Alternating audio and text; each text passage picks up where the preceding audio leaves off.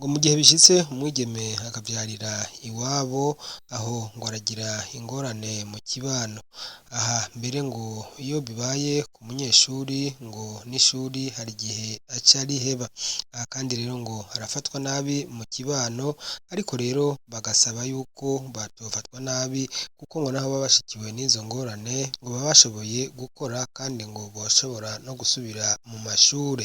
Ibiro bigashikirizwa n'umwe muri bo hari mu kiganiro cyatunganijwe n'umugwi w'igihugu wigenga ujejwe agateka kazina muntu CNIDH mu ncamake y'igifaransa. Jewe noba ndi mu bamwe boba barahuye n'isanganya yo gutwara inda batifuje, kandi tugahura n'indi ngorane yo kutaronka imfashanyo kubo baba tutwaye izo nda.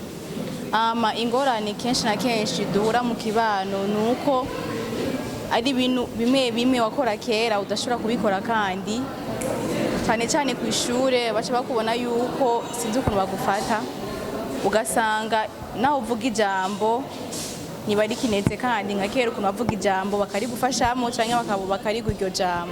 Kenshi na kenshi bikorera yuko wowe wagize ibanga ukabigira ibanga ku ishure ntibabimenye. Kenshi na kenshi ku ishure babimenye ari igihe baca bakwagarika ishure canke bakagufata nk'uko utari umunyeshure nk'abandi, ugasanga n'abandi banyeshure baratanguye kukwinuba bakavuga ati ugiye kunaka kumbe yaravyaye naka kumbe yaragizene, ugasanga barakwinuvye. Ico notekerera akajambo ku bandi bigeme nuko twokwihangana, kuko benshi na benshi usanga duhendwa n'ubukene cyangwa ugasanga baraduhendesheje utuntu duto duto. Twokwihangana tukarindira igihe bitwemereye mu mategeko tukabijamo twamaze kugira ico gihe. Ica mbere na mbere nosaba leta nuko aya mategeko boyashiza mu menyeshamakuru nka mwebwe, igihugu cyose bikabimenya, kuko urashobora gusanga amategeko ahari ariko abayobozi bo kw'ishure batabizi, bafata ko yage amategeko ya kera nyene umuntu atwaye inda acaja muhira nasubira kandi kw'ishure. Age amategeko boyajana mu menyeshamakuru bakabishira mu bantu bakabimenya yuko amategeko yarahindutse, umuntu ashobora gutwara inda ukavyara kandi ubuzima bukabandana, ukashobora no kw'ishure ukiga.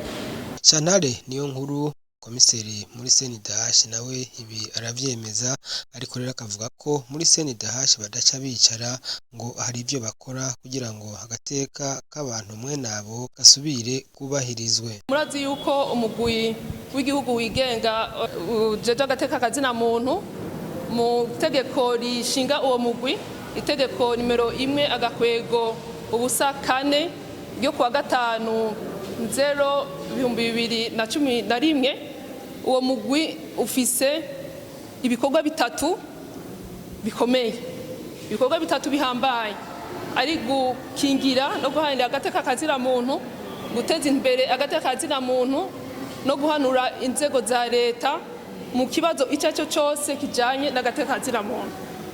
Dukuye rero mu byo twumvise, novuga amatemwanyaje, ibyo twumvise batwiganiye mwese mwabyumvise, mu byo twumvise rero duca turondera ibikorwa twokora, ari mu bijanye no guharanira agateka kazina muntu, ari bijanye no guteza imbere agateka kazina muntu, mbere bimwe tubona yuko bikwiye gushika imbere kugira ngo duhanure inzego, kugira ngo agateka kazina muntu kerekeye aba bana usanga barahevye amashure kubera inda batifuza, turaba icokorwa kugira ngo basubire mu ishuri canke bafashwe mu bundi buryo agateka kabo kabandanye kubahiriza. Murakoze.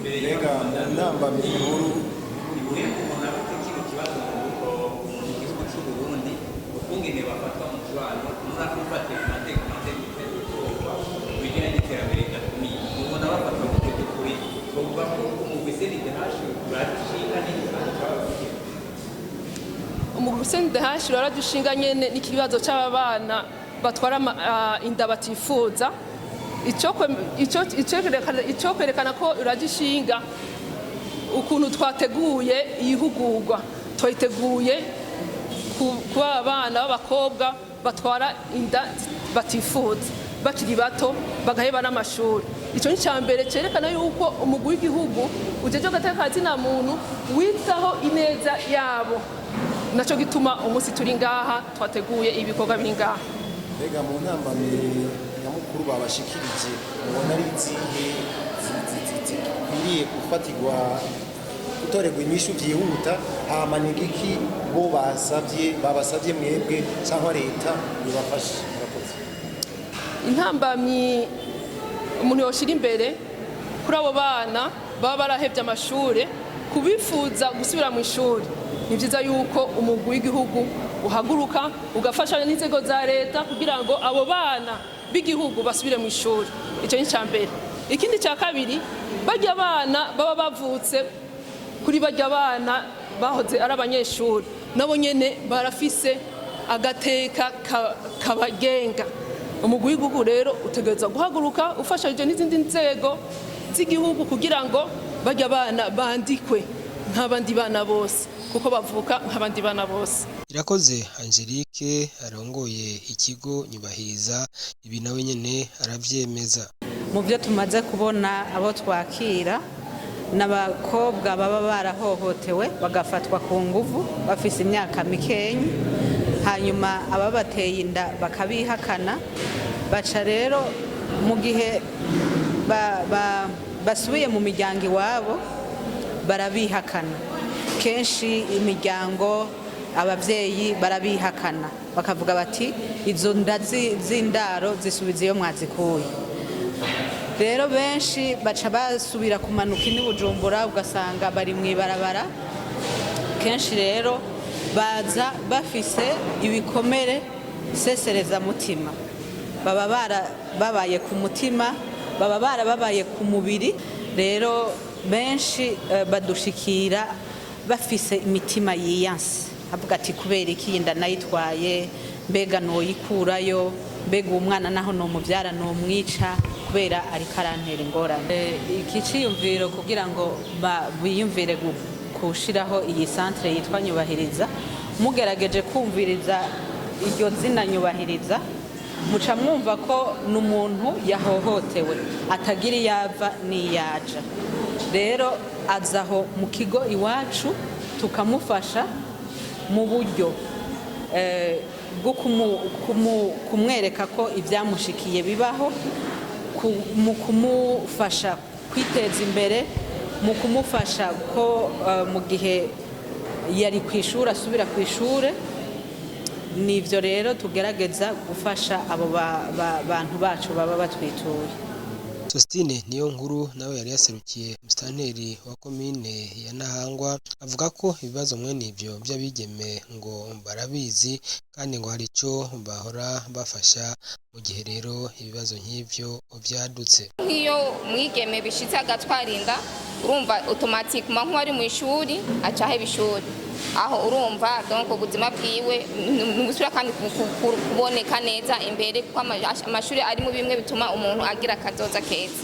Ego mugabo hari n'ikindi gikunda abandi bantu bakunda guhura n'iki kibazo ni bajya bigeme usanga bavuye ruguru baje gukora akazi ko mu nzu, nabo nyene barakunda gushikirwa n'ico kibazo cyo kuba donc bagasanga barasamye inda zitifuje. Rero kuri bose pure kuko na ruguru usanga badasubirayo, nabo kenshi usanga bo banahereza mu mpimba kuko bagira ico kibazo cyo bafise inda bakabona nta hamwe ntibashobora gusubira ruguru, ntibabemera ino nta hamwe bafise baba, ugaca usanga abana bahisemo kubaniga barakoroya mada kandi ngaho n'ugenda vuga circonstance ngo nabigize muri ubu mu gihe bishitse ugafatwa urumva uhereza mu mpimba kandi ubuzima bwawe bwose urumva guca buhera mu mpimba kuko gihanwa kuri ico cyaho uba wakoze n'igihano cyo guhereza mu mpimba. Mwumvise umuntu yatanze intahe akavuga yuko yavyaye hama umwana ashikanya amezi 10, donc bagaca usanga umwe muri abo umwe wamutwaje inda aramutwaye umwana. Hariho n'indika yigeze gushika nga muri komine n'umupapa wowe yari umugabo yari afise umugore bishika umugore wiwe ntibari bwibaruke hama atwaza inda umwigeme. Uwo mwigeme donc uyo mumama acaza amwaka uwo mwana uwo mwigeme acaramutwara agenda kumurera abari bagenda avuga ko agomba kumwirera wenyene. Umva nico kindi gishika mugabo umwana mu buryo bwose avukamo abana bategeza kuvuga bafise amategeko amwe nk'umwana wese w'igihugu kuko bose abana bavuka bangana. Iyo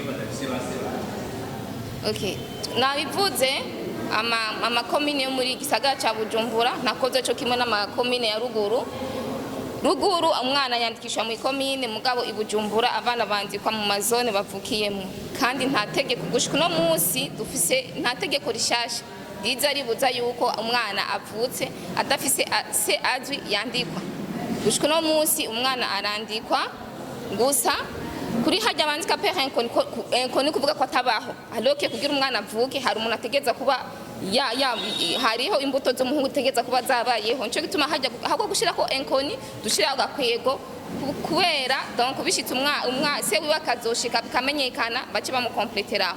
Ikindi twagomba kuvuga nuko ubu intwaro ikora bose iyo haje umuntu akatwitura atubwira ati jewe ndafise inda mugabo donc umuntu yayintwaje ariko aranyihakana turagira ingufu zose zishoboka iyo muntu tukashobora kumushira ku contact n'amashira hamwe atanga ama assistance juridique cyane twamwakeye ipapuro cya ntawo nikora twagende mu bushikiranganje bwo gushigikirana bamuhe donc bamuhe umushinga amanzi amufashe uyo muntu amwitwarire hakiri kare kugira umwana azovuke afise se azwi. Yego umuntu wese atwituye turabimufasha n'abandi bose batwitura hari abusanga batwituye zijya 15 jours batanga kugira umwana yandikishwe bazararenganye muri ico girundo birinda kubisabira uruhusha ku mukuru w'igisagara ca Bujumbura turabafasha kwandika ayo makete yo gusaba ubwo burenganzira bw'uko umwana yandikwa kandi tukanabikurikirana tugakurikirana iyo dossier tukaraba ko umukuru w'igisagara yamwishuye hama uyo mwana agaheza kandikwa.